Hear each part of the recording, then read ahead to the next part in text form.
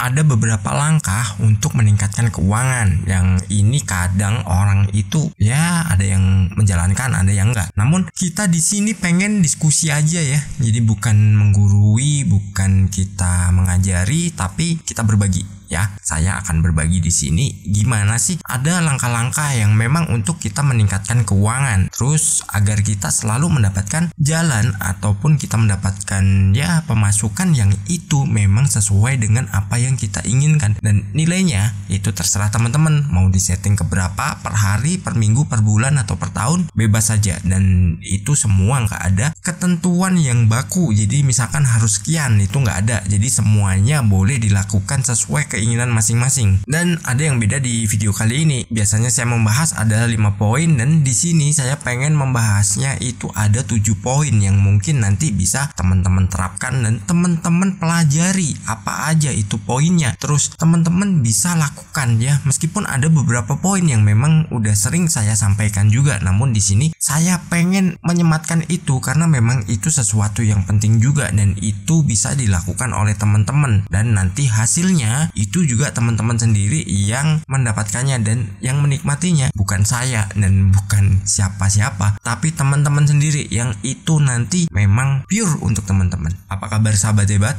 Tentunya selalu dalam berkelimpahan dan keharmonisan ya. 7 langkah meningkatkan keuangan. Nah, bagaimana sih kita meningkatkan keuangan kita yang mungkin kita rasa sebenarnya udah cukup, cuman kita kadang pengen minta yang lebih, kita pengen memiliki penghasilan yang lebih, yang itu bisa digunakan untuk kebutuhan yang lain juga. Mungkin itu kebutuhan yang teman-teman nanti bisa gunakan untuk segala sesuatu yang mungkin sifatnya itu sekunder, atau itu menjadi teman-teman untuk menyalurkan hobinya. Misalkan ada yang pengen koleksi mobil, ada yang ya bebas deh, pokoknya digunakan untuk apa, yang jelas gunakan untuk hal-hal positif, dan terapkan ini dengan penuh penjiwaan, dengan penuh sukacita, jangan karena terpaksa. Karena di sini saya nggak menyuruh, saya nggak memerintah teman-teman, tapi saya mengajak teman-teman untuk selalu melakukan ini agar peningkatan dalam segi finansialnya itu bisa dirasakan. Poin pertama adalah visualisasi. Nah, kita sering kan diskusi soal visualisasi. Bagaimana sih kita visualisasi soal uang? Terus bagaimana sih kita bisa melakukan itu, dan tahapannya bagaimana, waktunya kapan? Nah, itu kita diskusikan ya di sini ya. Jadi gini, yang namanya visualisasi itu teman-teman gambarkan aja nilainya berapa, perjelas itu wujudnya berapa. Kalau mungkin teman-teman bisa secara detail ya untuk mengetahui pola dari tekstur uang, misalkan ratusan ribu, 50-an ribu, gambarnya di mana, terus ada corak apa aja, itu jauh lebih bagus ya. Jadi visualisasikan bahwa nilai itu banyak banget yang udah teman-teman terima. Dalam artian banyak gini, misalkan nih pengen penghasilan per harinya 10 juta. Nah, dari 10 juta itu gambarkan nih uangnya mungkin ratusan ribu semua, atau campur, atau itu berbagai bentuk uang ya, mungkin dari yang nominal kecil hingga ke nominal paling besar ya, yang ratusan ribu. Itu teman-teman bisa gunakan untuk menarik nantinya apa yang sudah teman-teman inginkan. Jadi misalkan sebenarnya udah cukup ya dengan penghasilan yang teman-teman dapatkan saat ini, namun teman-teman pengen menambah lagi, gunakan cara-cara ini. Pertama, kita visualisasi dan gambarkan itu sudah di tangan kita, entah itu nanti di rekening, entah itu nanti secara tunai ada di brankas teman-teman atau di laci teman-teman, atau juga bisa misalkan teman-teman ada yang pegang cash berapa juta, terus di rekening berapa juta masuknya ya, terus nanti ada di laci berapa juta, itu juga nggak masalah. Tapi diingat ya, konsisten ya, nilainya harus sama, jangan hari ini berapa besoknya berapa, itu beda. Jadi kita harus konsisten, misalkan nilai tertentu ya itu terus sampai itu terwujud, sampai itu berhasil. Dan itu nanti setelah didapatkan secara konsisten juga, nanti teman-teman bisa naikkan nilainya lagi, mungkin 2 kali lipatnya atau 5 kali lipatnya juga nggak masalah. Di sini bebas kok, kita nggak dibatasi dan nggak ada aturannya lu mesti sekian, itu nggak ada. Jadi semuanya bebas, kita mau berapapun itu terserah kita, selama kita konsisten tetap pada nilai itu. Lalu poin kedua, nah ini gabungan juga nih dari poin pertama tadi. Setelah visualisasi, kita lakukan vibrasi. Saya udah sering bahas juga kan tentang vibrasi ini. Nah, vibrasi ini apa? Kita harus merasakan bahagianya, gembiranya, dan kita merasakan senangnya. Kita sudah memiliki itu semua. Kita udah mendapatkan nilai yang sudah kita inginkan, meskipun itu belum. Dan jangan pikirkan kondisi saat ini. Jadi fokuskan pada apa yang kita inginkan aja. Misalkan kondisi saat ini kita belum memilikinya, ya tetap gambarkan dan rasakan bahwa kita udah punya, kita udah memilikinya, dan kita sudah mendapatkan semua itu. Jadi kalau kita udah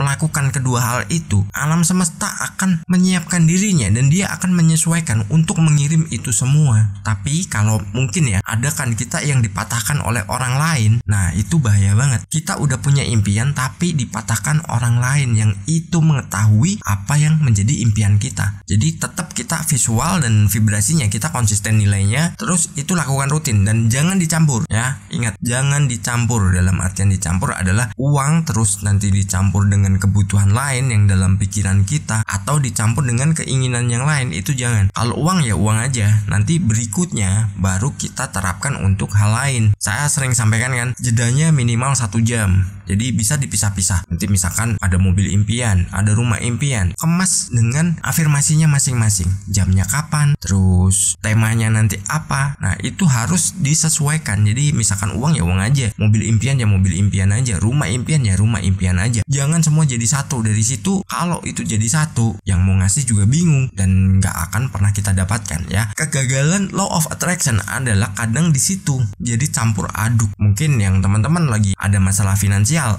ya udah, jangan fokus pikiran untuk bebannya itu, tapi fokuslah kepada apa yang diinginkan. Karena dengan kita melakukan dua hal yang berbeda itu, apa yang kita inginkan dan apa yang sedang menjadi masalah bagi kita, itu sama-sama ditarik ya. Mending kita fokus aja memikirkan sesuatu yang kita inginkan, dan tentunya itu akan enak sekali. Lalu yang ketiga, kita bisa berinovasi. Sebenarnya di beberapa video sebelumnya saya udah sering membahas juga inovasinya bagaimana. Mungkin kalau yang berdagang nanti pemasarannya diperluas bagaimana, atau yang jualan makanan nanti memperluasnya bagaimana juga. Nah, itu teman-teman bisa lakukan. Atau misalkan yang karyawan pengen punya penghasilan yang lebih, misalkan gajinya 4 juta dan kepengennya sih 10 juta. Ya udah, kita berinovasi aja. Dalam artian misalkan kita yang karyawan, kita bisa inovasinya dalam pikiran kita. Teruslah berprestasi, dan di situ nanti akan ada sumber-sumber lain masuk, dan itu nilainya akan menjadi akumulasi dari apa yang sudah kita inginkan. Misalkan 4 juta per bulan,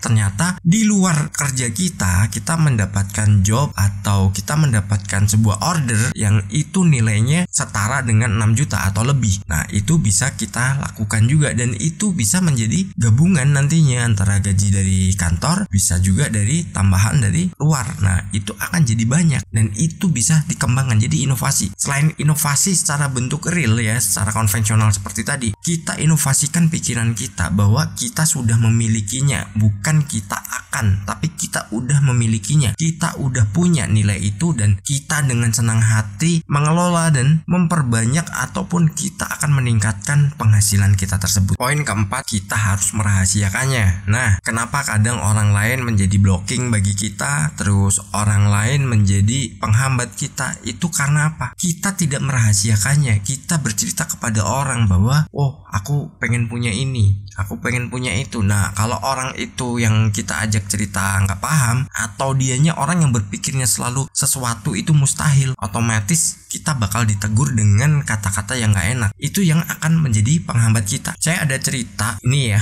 ini nyata nih, seorang pengusaha batubara. Dulunya dia itu hanya pengemudi. Dia hanya supir truk pengiriman batu bara. Namun dia punya impian. Dia selalu bilang pada dirinya bahwa suatu saat di garasiku akan penuh dengan mobil. Dia seperti itu. Dan itu dilakukan secara konsisten. Dia selalu bilang seperti itu. Dan setelah berapa tahun, sampai di garasinya itu mau sehari ganti 1 mobil aja bisa. Itu baru mobil. Belum lagi armada yang lain. Dia punya kapal juga. Nah, dari situ dia nggak memikirkan kondisinya saat itu bagaimana. Dia hanya fokus pada apa yang dia inginkan. Dan akhirnya apa? Terjadi. Kalau dia cuman berpikir, wah gua kan cuman driver ini dump truck, manalah bisa punya mobil sebanyak itu, manalah aku mampu. Kalau berpikirannya seperti itu, impiannya nggak akan pernah terwujud dan itu nggak akan pernah didapatkan, dan itu hal yang mustahil, ya kan? Jadi dirinya ini pintar, dirinya konsisten seperti itu terus, dan itu sampai saat ini. Mungkin kalau ketemu mobilnya udah makin banyak, dan mobilnya bukan mobil yang 100-200an juta, mobilnya paling murah itu angkanya di atas 500 juta, itu yang paling murah ya. Lalu poin kelima adalah kita harus melakukan evaluasi. Evaluasi ini untuk kita yang mungkin kok belum dapat kok nilainya belum sesuai. Nah, kita harus evaluasi dulu. Mungkin ada penggambaran atau kalimat kita yang salah saat kita melakukan afirmasi, terus nilainya mungkin kita ada yang berubah, atau banyak hal yang harus kita perbaiki. Jadi kita saat melakukan evaluasi itu kita harus tahu masalahnya apa sih dan kenapa kok bisa begitu. Nah, itu harus kita lakukan. Kalau kita nggak ada evaluasi, misalkan kita belum berhasil, kita akan mikirnya bahwa itu nggak mungkin dan kita akan lemah. Cara pikiran bawah sadar kita ini udah nggak fokus lagi kepada hal yang kita inginkan dan kita kendaki. Jadi evaluasi ini penting. Meskipun kita sudah mencapai apa yang sudah kita inginkan, itu kita juga evaluasi lagi. Oh, ini udah saatnya ku kembangkan belum ya? Udah saatnya ku tingkatkan belum ya? Nah, kita harus tahu di situ. Kalau kita udah tahu dan kita udah menemukan sesuatu yang itu menjadi solusi saat kita evaluasi, kembangkan lagi. Gak ada aturan bakunya di sini, yang jelas kita konsisten. Ya, aturan bakunya cuma konsisten kok. Kita lakukan setiap saat, maksudnya setiap hari, terus kita gambarkan nilainya, kita rasakan nilainya itu sama, bahwa itu sudah kita miliki semuanya. Jangan kalau ya. Karena kalau kita ragu-ragu, itu justru kita nggak akan mendapatkan apa-apa. Poin keenam adalah mulai kembali. Nah, setelah kita melakukan evaluasi nih, kita harus mulai kembali. Nah, mulai kembali ini bukan kita start dari nol lagi. Misalkan kita punya niatan, punya penghasilan per hari 10 juta. Kita udah mendapatkannya, bukan kita start lagi untuk 10 juta. Tapi kita mulai kembali itu untuk tingkatkan lagi. Mungkin 2-5 kali lipatnya. Atau mungkin kalau Anda berani, 10 kali lipatnya kalau Anda berani. Itu nggak ada masalah. Karena apa? Kunci dasarnya udah punya. Dan kita mau mulai kembalinya itu bukan kembali dari bawah, tapi kita mulai kembalinya itu dari saat ini untuk nilai yang lebih tinggi lagi. Terus untuk yang tadinya belum tercapai dan kita udah melakukan evaluasi, mengetahui apa permasalahan yang membuat kita ini nggak segera dapat atau kita nggak bisa mendapatkannya, itu kita mulai kembali dari awal. Karena apa? Kita udah memperbaikinya nih, kesalahannya di mana. Kalau kita nggak memperbaiki, ya kita nggak akan pernah berubah. Untuk menjadi barang yang bagus, kadang kita harus sedikit memperbaikinya, kita memodifikasinya, kita mengembangkannya sendiri, dan kita juga harus merawatnya. Itu hal yang sangat penting banget. Nah, lanjutan ya. Poin ketujuh adalah tingkatkan nilainya. Ya udah, tadi udah saya bilang bahwa kita harus meningkatkan nilainya. Kalau kita udah mulai dari awal lagi, start ya, kita mulai lagi, itu kita harus meningkatkan nilainya bagi yang sudah mendapatkan hasilnya sesuai dengan yang diinginkan. Tapi kalau yang belum, ya sudah, fokus dulu ke satu hal yang itu menjadi tujuannya dulu. Setelah itu baru tingkatkan ya. Paling enggak kita udah 3 bulan kita mendapatkan nilai sesuai dengan apa yang kita inginkan. Nanti kita bisa meningkatkannya lagi dan kita bisa mengembangkannya lagi dengan cara yang sama. Dan cara ini sebenarnya praktis banget kan. Jadi kita meningkatkan dengan cara yang sama, hanya nilainya kita lebih tinggikan, kita naikkan lagi. Dan konsisten itu penting. Dan komitmen kita untuk menjalankan law of attraction itu juga penting. Jadi teman-teman silahkan, kalau kita pengen melakukan segala sesuatu, itu kita lakukan dengan konsisten dan kita fokus pada apa yang ingin kita raih. Kita fokus di hasil akhirnya, jangan dipecah-pecah ya. Kalau mungkin yang pengen belajar belum berani nilai yang tinggi, mulailah dari nilai yang terkecil dulu. Sukses berkelimpahan.